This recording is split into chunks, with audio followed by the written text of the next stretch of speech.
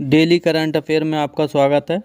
आज का हमारा जो पहला क्वेश्चन है वो है, हाल ही में किस देश ने एशियन गेम 2024 की मेज़बानी की घोषणा की है। तो इसका जो करेक्ट आंसर है वो ऑप्शन नंबर सी हमारा कतर है। यह जो आयोजन है वो होना कहाँ है ये भी आपको याद रखना है। तो यह आयोजन है, ये कतर का एक स्थान है दोहा। कहाँ होगा?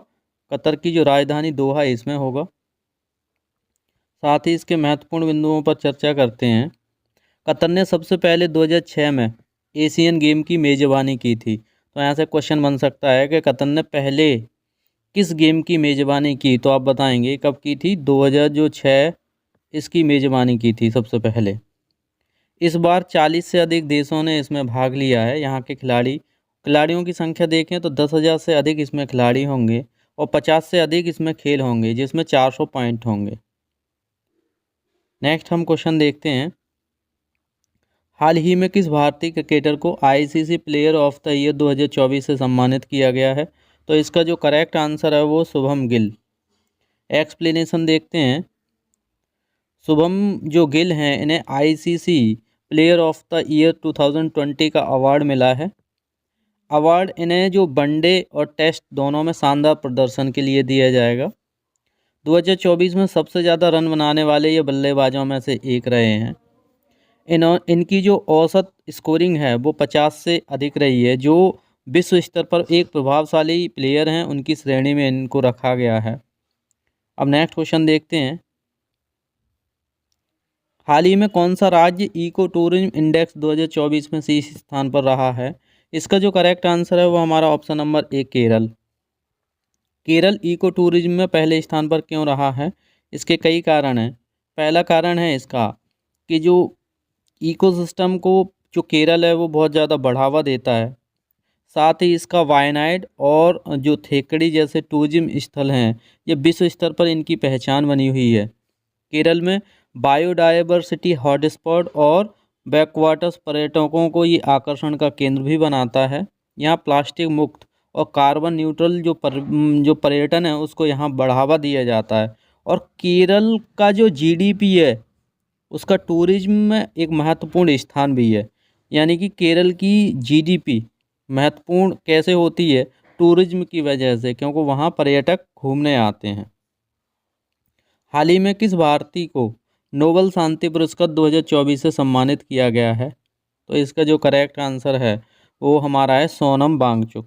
क्या है? Option number C, Sonam Wangchuk. Sonam Wangchuk को ये क्यों दिया गया है? तो शांति का जो नोबेल पुरस्कार है वो किसे दिया गया है? सोनम वांगचुक को दिया गया है। इन्होंने हिमालयी क्षेत्र में जल संरक्षण के लिए आइस स्तूप तकनीकी विकसित की है। यह तकनीकी कार्य क्या करेगी? ये ग्लेशियर पिघलने से होने वाले जो जल संकट को हल करने में मदद करेगी। वांगचुक शिक्षा और पर्यावरण के क्षेत्र में भी बहुत महत्वपूर्ण योगदान दे रहे हैं। उनकी जो संस्था है सैकमोल, ये पर्यावरणीय स्थिरता पर काम करती है। आइस स्तूप जो तकनीकी ऐसे कई देशों का ध्यान भी आकर्षित किया है।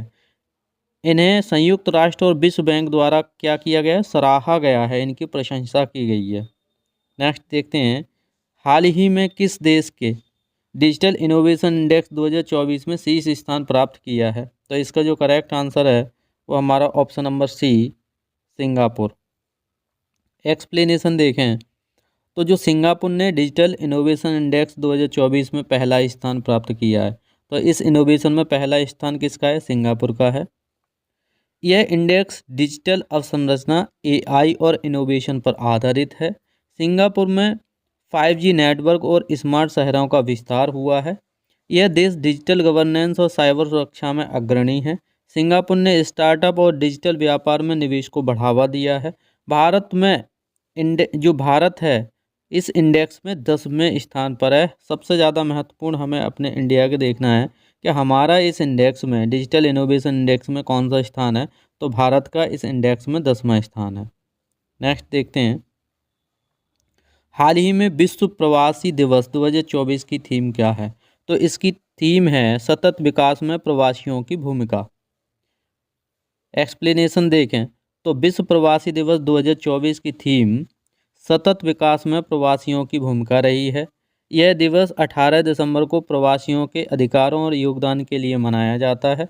ये डेट याद रखनी है। प्रवासी दिवस कब मनाते हैं? 18 दिसंबर को। प्रवासी श्रमिकों का वैश्विक अर्थव्यवस्था में महत्वपूर्ण योगदान रहा है, ये पॉइंट याद रखना है। प्रवासियों के जो मुद्दे को हल करने के लिए अंतर्राष्ट्रीय सहयोग की ज़रूरत पड़ती है। भारत विश्व में सबसे अधिक प्रवासी जो भेजे जाते हैं वो भारत के द्वारा भेजे जाते हैं, और प्रवासी जो व्यक्ति हैं वो जीडीपी में भी महत्वपूर्ण योगदान देते हैं, क्योंकि उनके द्वारा जो पैसा आता है बाहर से उसमें हमें क्या मिलता है? जीडीपी में, उससे हमारी जीडीपी में वृद्धि होती है।